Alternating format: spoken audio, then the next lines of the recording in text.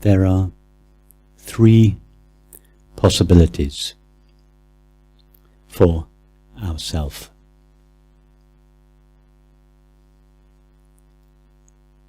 The first possibility is to consider oneself a body and a mind.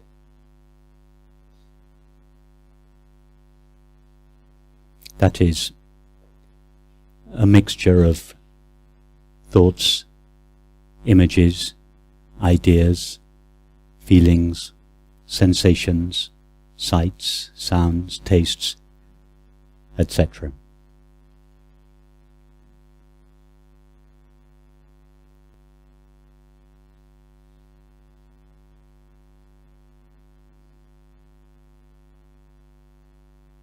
As this body-mind, we will always feel that we are a fragment, separate from the whole. And as such, we will always be seeking to complete ourselves, to make ourselves whole, to fulfill ourselves.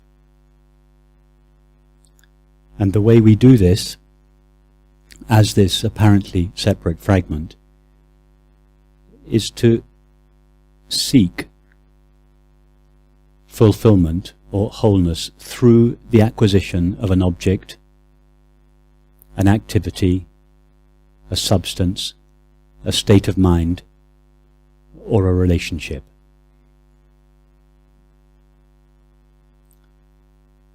And when we acquire the desired object, substance, or whatever, we briefly feel fulfilled or complete, and this is the experience we call happiness.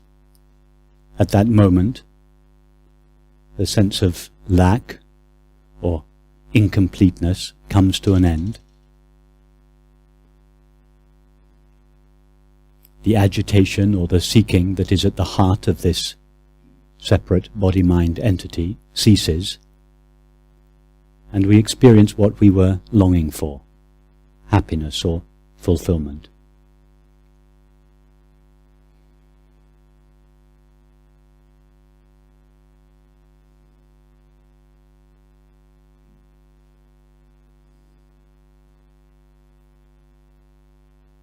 After a while, this sense of fulfillment wears off, and we go out again in the same direction towards another object, another activity, another relationship, another state, seeking the same happiness. And in this way, this separate body-mind self spends its life in an almost constant activity of seeking happiness in an object, state, relationship, etc. And this almost constant seeking is punctuated by brief moments of happiness when this seeking comes to an end.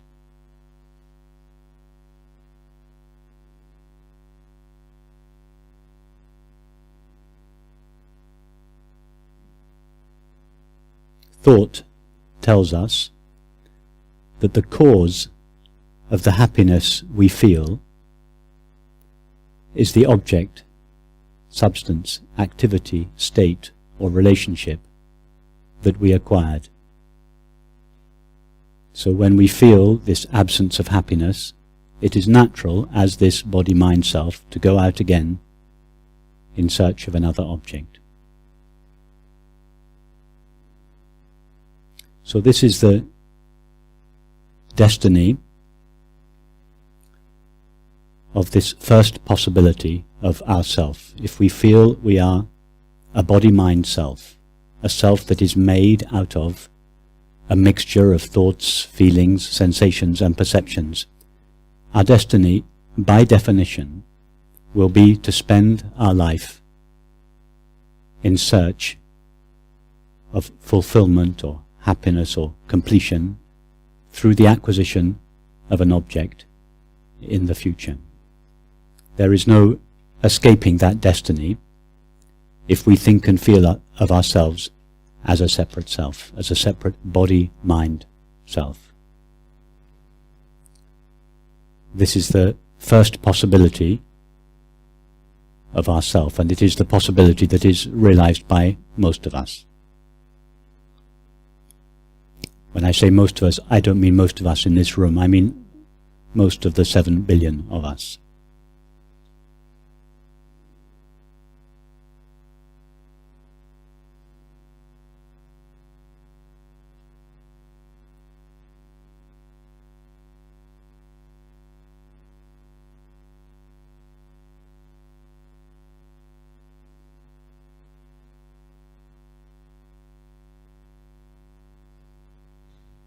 In this first possibility, we believe that awareness is a property that our body-mind has. We will think and feel, my body-mind is aware. We will think and feel that awareness is something that comes and goes in my body-mind. For instance, we will believe that when we fall asleep, awareness disappears, but I, the body-mind, remains.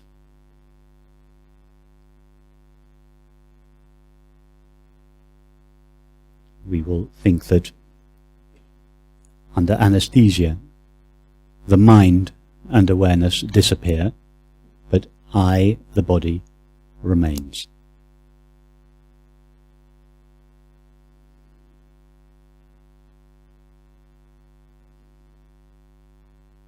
Because of this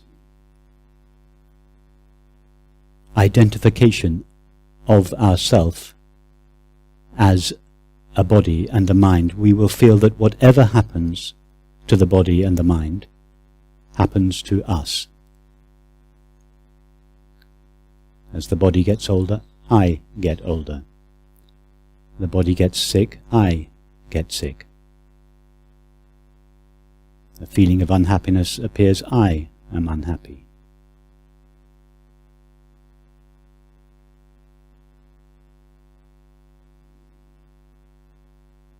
In other words, whatever changes the body and mind undergo, we will feel that I undergo those changes.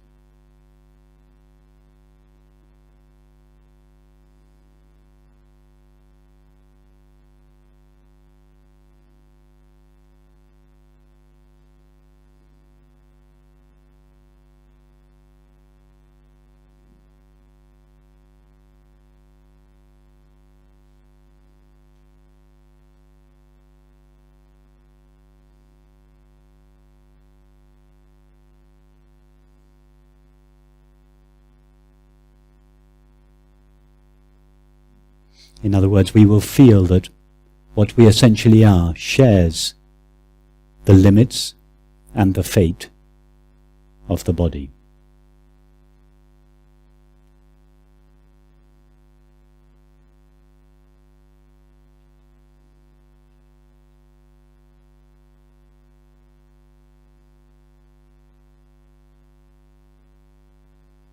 The second possibility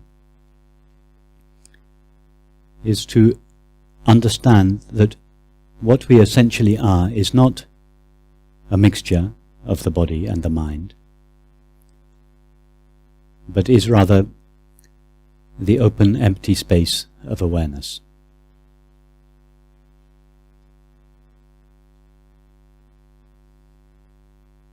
Awareness is not really a space, but it is space-like.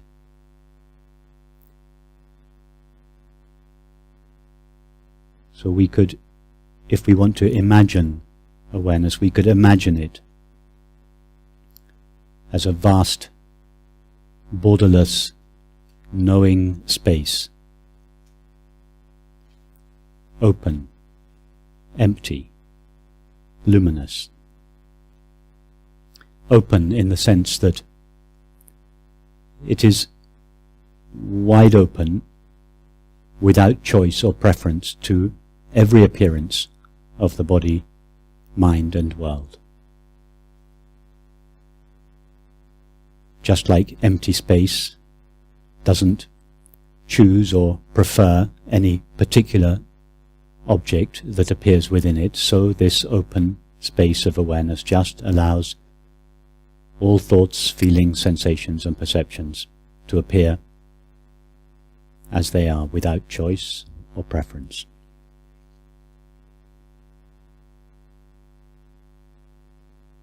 Awareness is empty in the sense, again, like space, there is nothing in it apart from itself. It's not made of any kind of object. It's not made of a thought, a feeling, a sensation, or a perception. It's just made of empty knowing, or empty knowing being, aware being.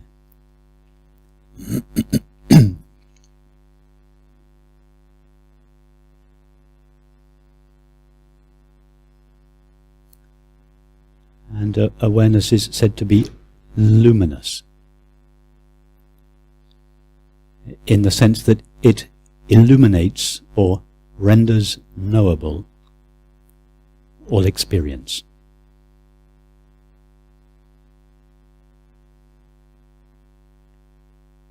When we walk outside on a day like today, relatively speaking, all the objects we see are rendered visible by the light of the sun.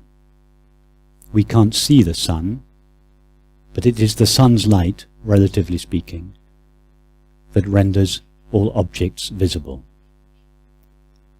In exactly the same way, we cannot see awareness, but it is the light of awareness, the knowing light of awareness, that renders all experience knowable.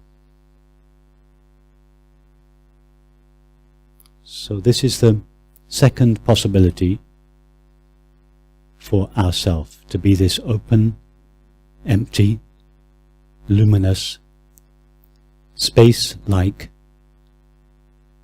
presence of awareness.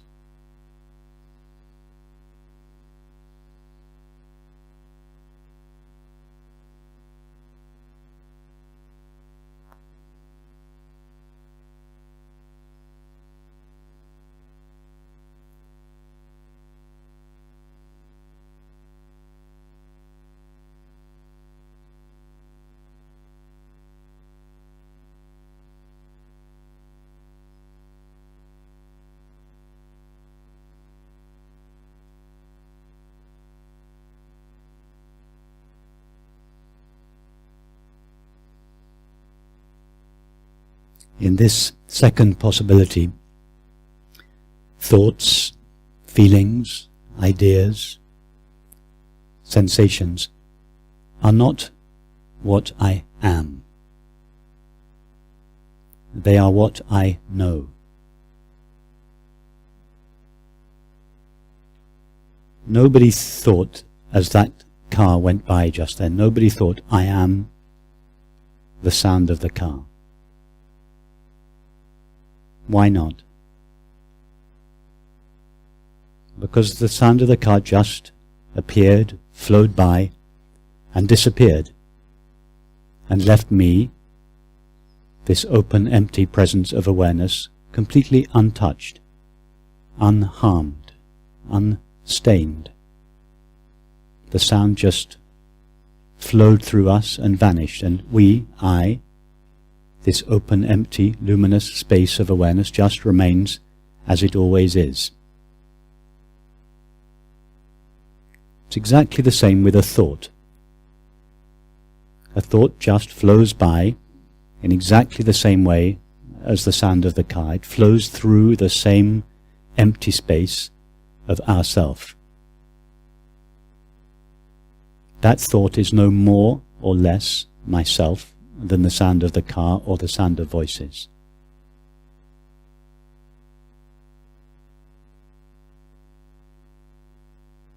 the belief that I am the thought, but I am not the sound of the car, belongs to the first possibility, in which we consider ourselves to be a fragment, a body-mind. In this second possibility, we are this wide-open, borderless space of aware being, in which thoughts, feelings, sensations, sounds, tastes, sights, etc. appear, and with which these are known.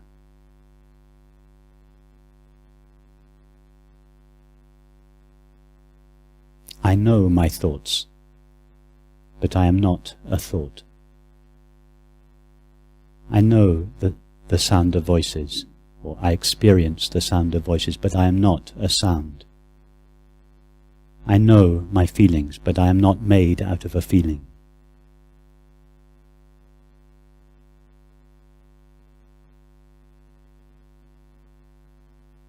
I am this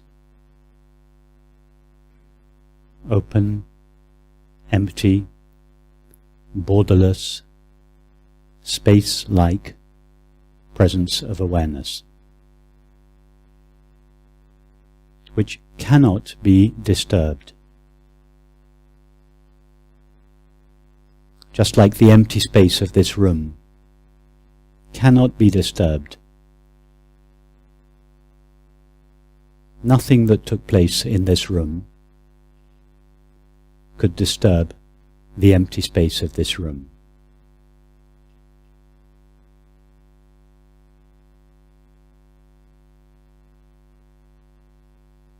Our essential nature of pure awareness is just like that.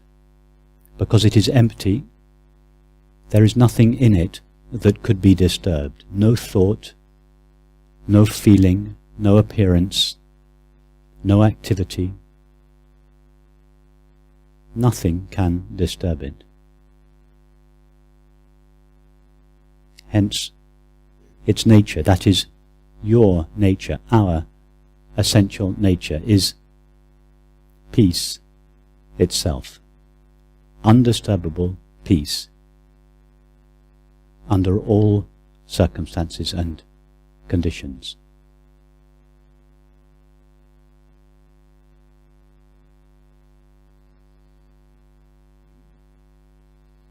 We don't have to make this happen. We don't have to meditate for 20 years in order to make ourselves peaceful. We are always inherently peaceful. We may not notice this inherent peace. We may feel so identified with a cluster of thoughts and feelings called the body-mind that we don't notice this inherent peace. But whether we notice it or not, or rather whether it is acknowledged or not, we are always this open, empty, undisturbable presence of awareness.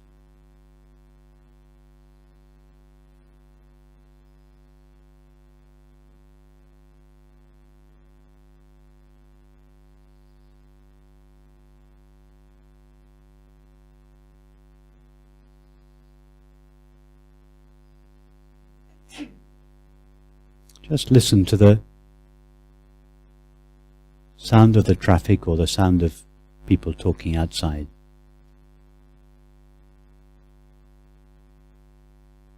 Does it disturb you?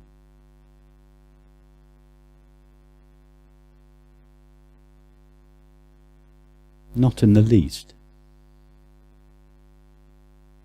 Now, as well as listening to the traffic and the sound of voices, include your thoughts and feelings.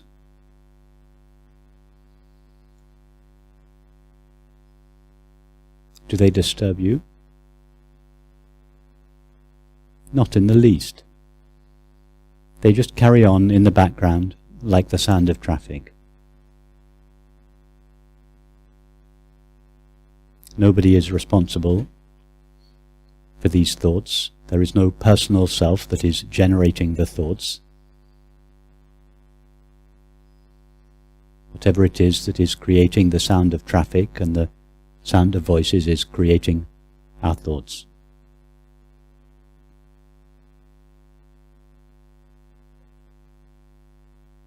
We are not sitting here arguing with the sound of traffic or with the voices outside. Why argue with your thoughts? If you want to take on your thoughts, you have to take on the entire universe.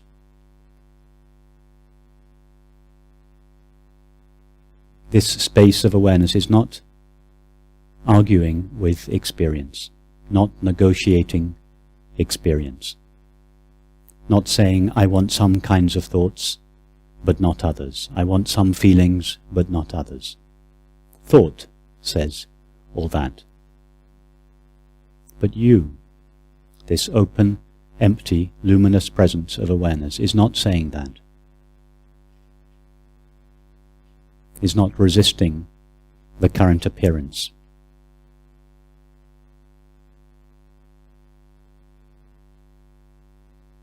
Is not rejecting what is present and seeking what is not present.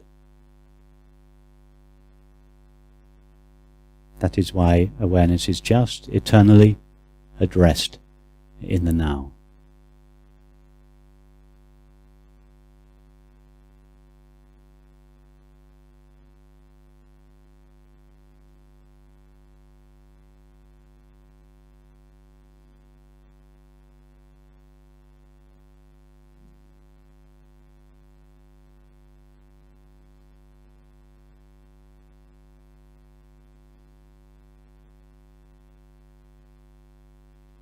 So this is the second possibility. Just to know ourselves, to know and feel ourself as this open, empty, luminous, inherently undisturbable presence of awareness.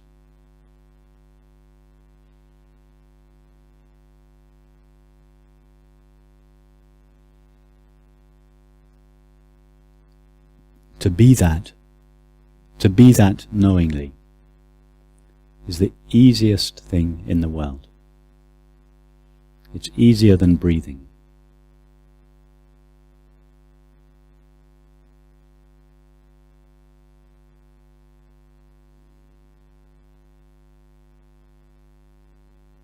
Not the slightest effort is required to be knowingly this open, empty space of awareness. In fact, it would require some sort of effort of thinking or feeling not to be this presence of awareness.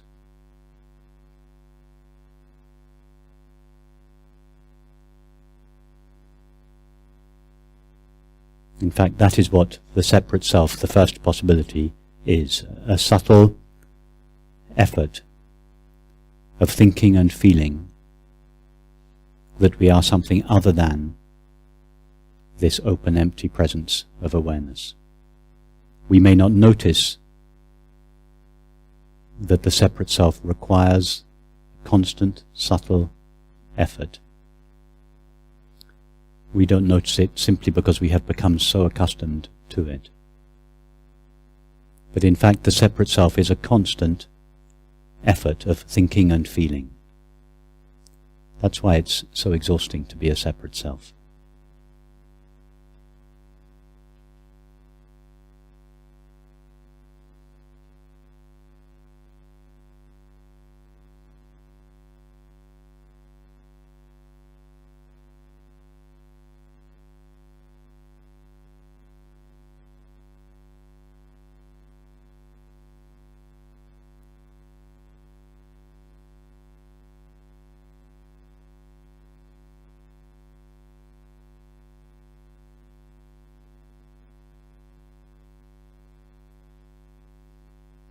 for the separate self that seeks respite from this constant effort of thinking and feeling itself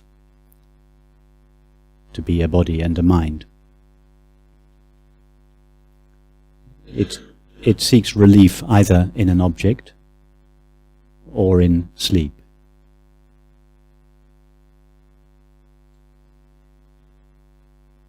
But these just give it temporary relief.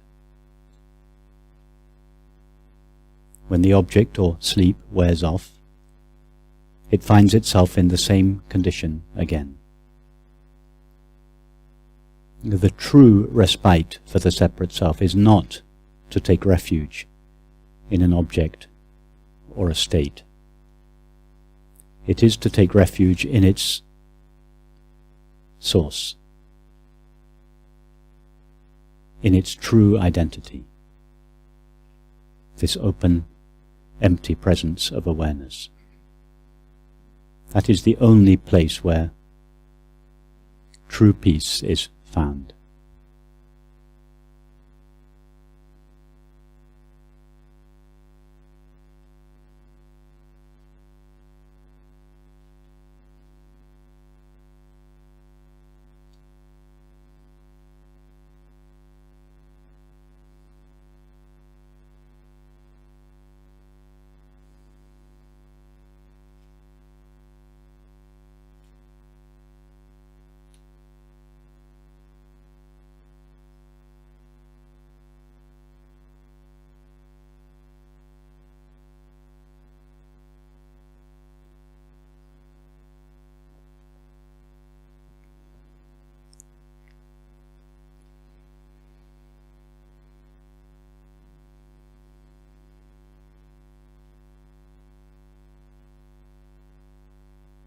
And the third possibility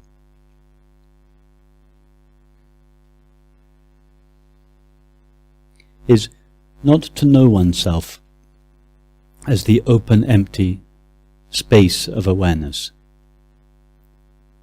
in which the appearances of the mind, body and world appear.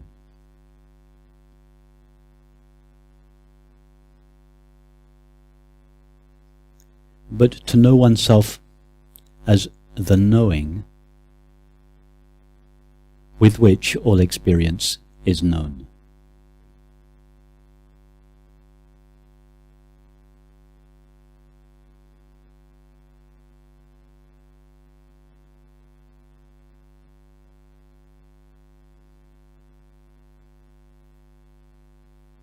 So go first to your thoughts. Just allow whatever thoughts are appearing and see that all there is to those thoughts is the process of thinking.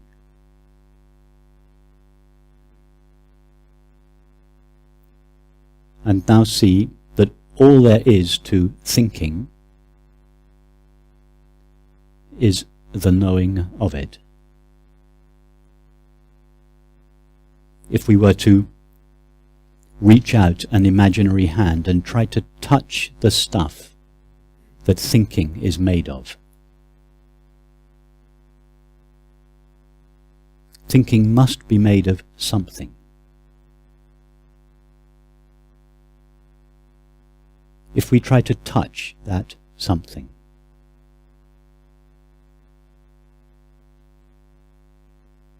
what do we find?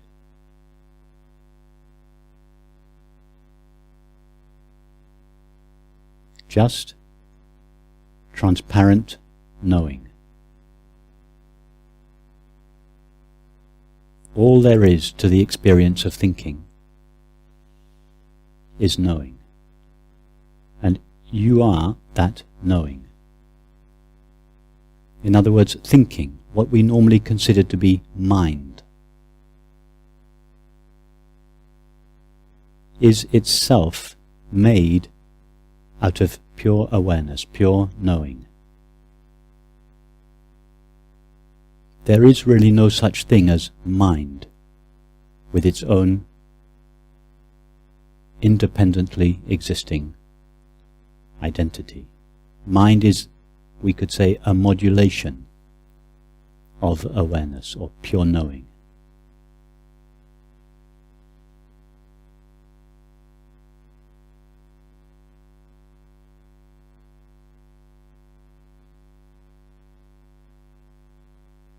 Now go to your experience of the body.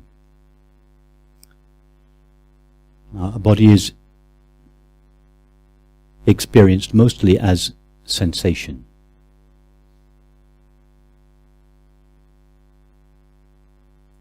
So go to the current sensation called my body, the tingling, amorphous, vibrating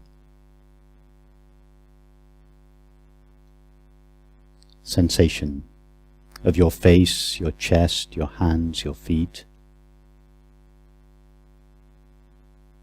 And see that all there is to this sensation is the experience of sensing.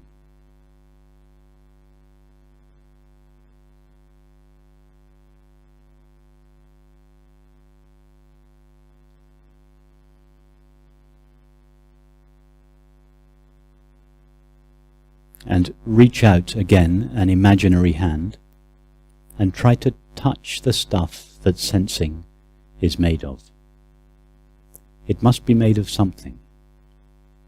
What do you find there? What is the substance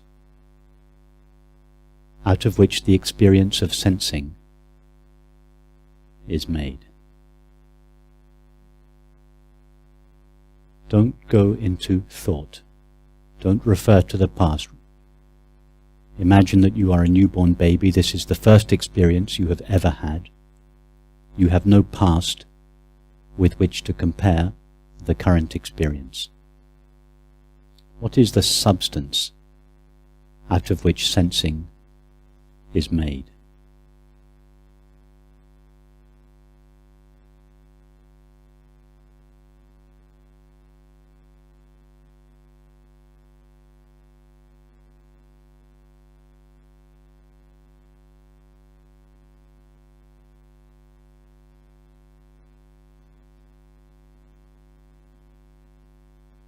Is there anything there other than the knowing of it?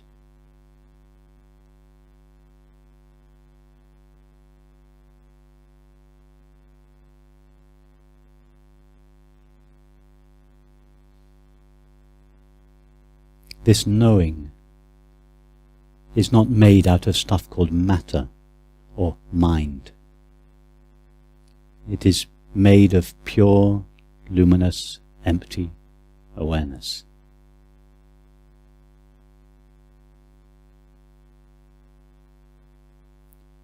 All we know of the body is a sensation. All we know of a sensation is the experience of sensing. And all we know of sensing is the knowing of it.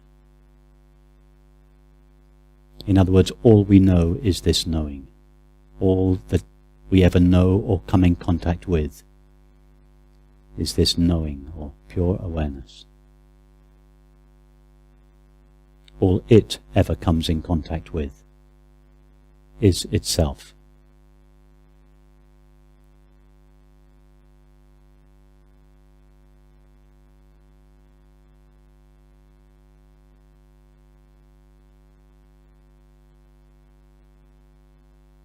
And now go from the sensation to the sound of voices or traffic.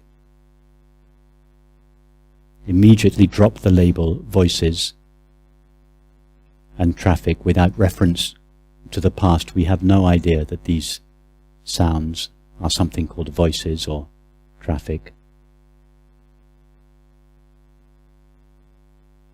You imagine you are a newborn baby made of pure sensitivity. You have no past to refer to. You have no idea that you are a body in a world. You just know raw, current, direct, intimate experience.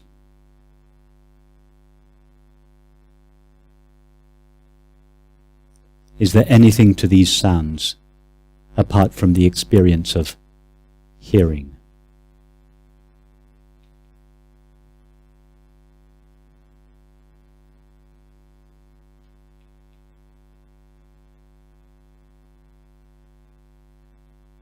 And ask yourself, how far from myself does the experience of hearing take place? Is hearing taking place 200 meters from myself?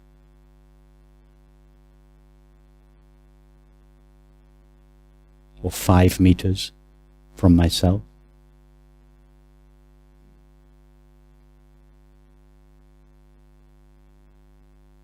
Or is the experience of hearing utterly, intimately one with myself, closer than close?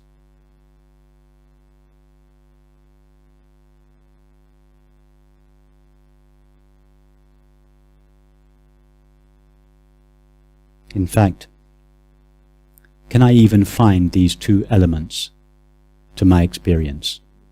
One, hearing, and two, myself, the one that knows it.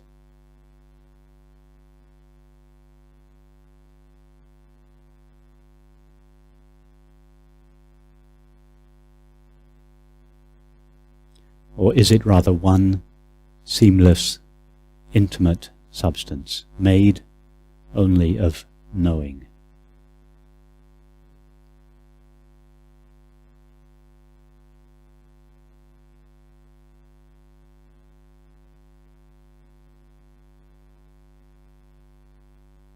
Reach out your imaginary hand again, made of pure sensitivity. Try to touch the stuff that hearing is made of. It must be made of something. What is that something?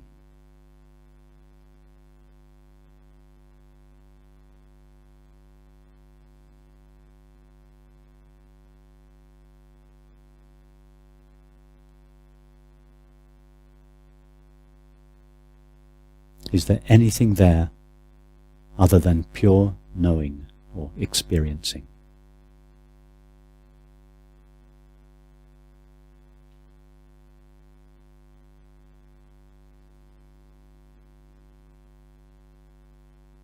And the knowing that hearing is made of is the same knowing that sensing is made of, which is the same knowing that thinking is made of. In other words, our entire experience, and all we know, is experience. Our entire experience is made of knowing, pure awareness.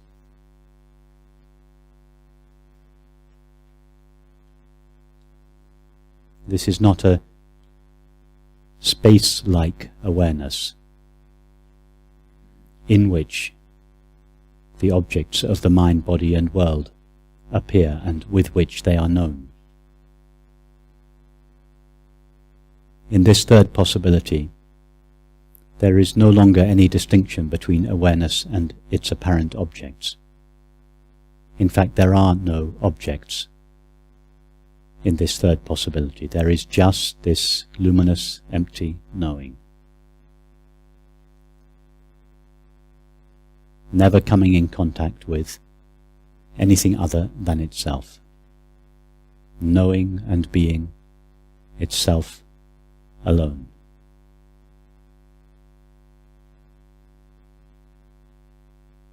Never knowing or coming in contact with an object or an other.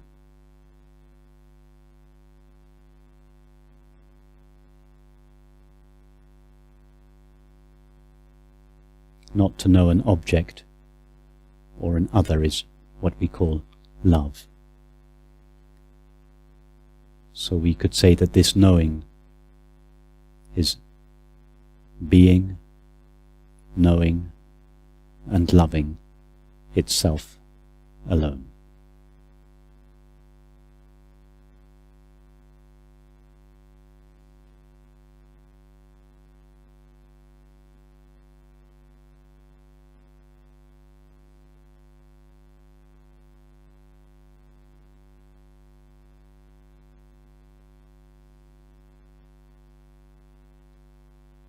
In this third possibility, there is no longer a subject and an object to experience. No longer awareness plus objects. No longer an inside and an outside to experience. No longer two things, Advaita, not two. One seamless, indivisible, intimate whole, made of luminous, empty knowing. Knowing, being, and loving itself alone.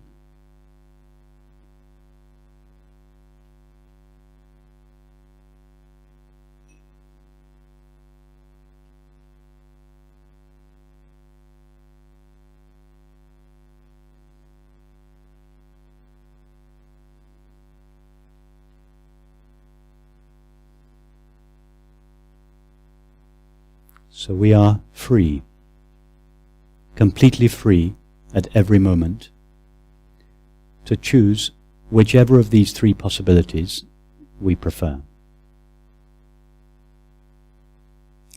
And our experience will appear in accordance with whichever choice is made.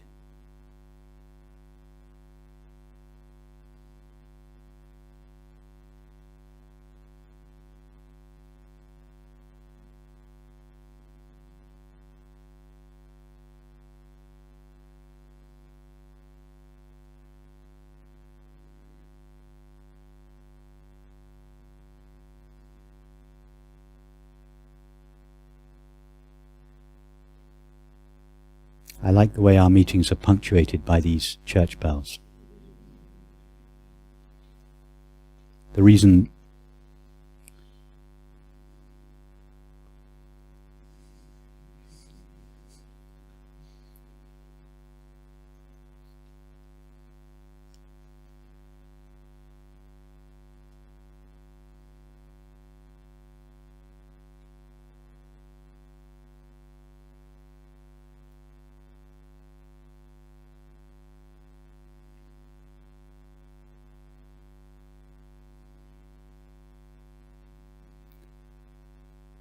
the reason there are church bells, the original reason for church bells, is to remind us when we were all working in the fields, picking parsnips and lettuces, and to remind us of the hour of prayer,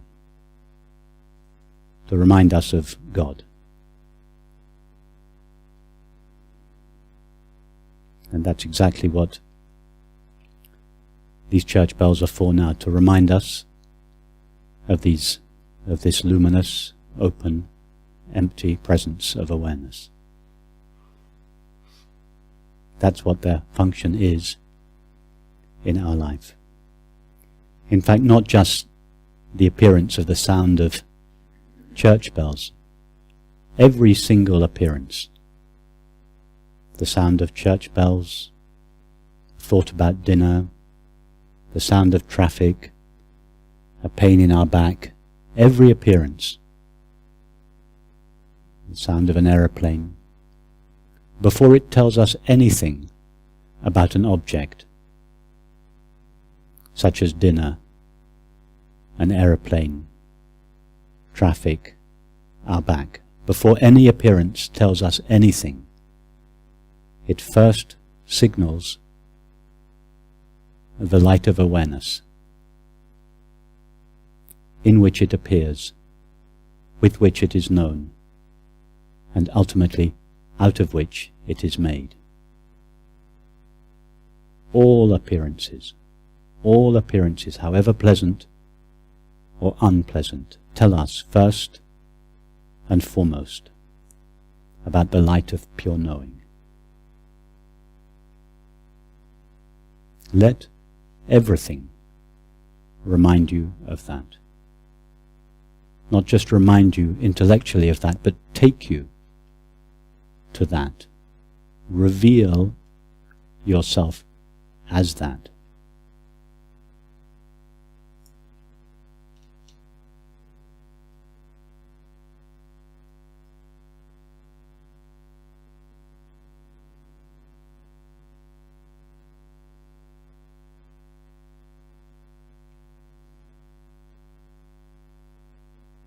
In that way, satsang is not just a meeting that we come to from time to time.